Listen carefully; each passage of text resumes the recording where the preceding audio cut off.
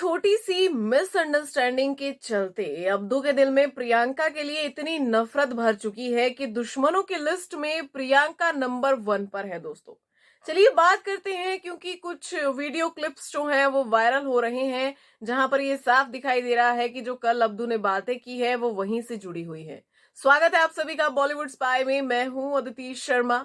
तो एक बात मैं सबसे पहले क्लियर कर दूं कि बिग बॉस के घर में जितने भी कंटेस्टेंट्स हैं, जितने भी कंटेस्ट, वो आपस में लड़ मरेंगे। आपस में एक दूसरे को कुछ भी कहेंगे, इतना तक कह देंगे कि खाना जला दो, इतना तक कह देंगे इसको खाना मत दो। लेकिन ये सारे के सारे कंटेस्टेंट जो हैं, एक ऐसा इकलौता कंटेस्टेंट है जिसके साथ ऐसा बिल्कुल नहीं कर सकते, खासकर खाने के मामले में तो बिल्कुल भी नहीं। और वो है अब्दू। घर में कोई भी ऐसा नहीं होगा जो अब्दू को खाना ना दे, उसका खाना कम कर दे। इवन इतना है तो अपना भी उसको दे दे। इस हिसाब से अब्दू की बॉन्डिंग है, इस हिसाब से ये लोग अब्दू से प्यार करते हैं। भले ही गेम अलग है, लेकिन खाने की जब बात आती है तो वो अब्दू को कभी भूखा नहीं रखेंगे। सेम चीज यहाँ पर प्रियंका पर लागू होती है।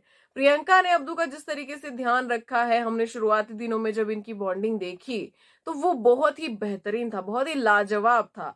इनकी लड़ाई भी हो गई थी अंकित की और प्रियंका की इस बात को लेकर, जब अंकित को लगा कि तुम भी उसको छोटा बच्चा समझती हो। लेकिन प्रियंका ने अब्दू से जाकर क्लियर किया कि अब्दू, क्या मैंने तुम्हें कभी ऐसा फील कराया है? अब्दू ने साफ इनकार किया कि नहीं, कभी भी नहीं ब्रो, ऐसा कभी भी नहीं हुआ।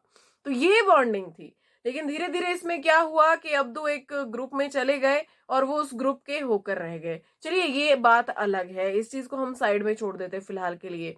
प्रियंका के लिए ये जो चीज आई है, और कल अब्दू ने एक चीज कही कि प्रियंका ने मेरे लिए रोटी नहीं बनाई। अंकित उसको बोल रहा था कि वो मेरे लिए रोटी बनाए, लेकिन प्रियंका ने मेरे लिए रोटी नहीं बनाई। उसने बोला नहीं, मैं इतनी रोटियां बनाऊंगी, इससे ज्यादा नहीं बनाऊंगी।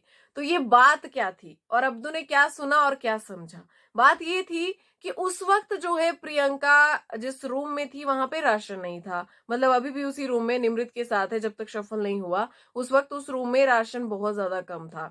इन लोगों ने लंच में बनाए थे राजमा, ठीक है।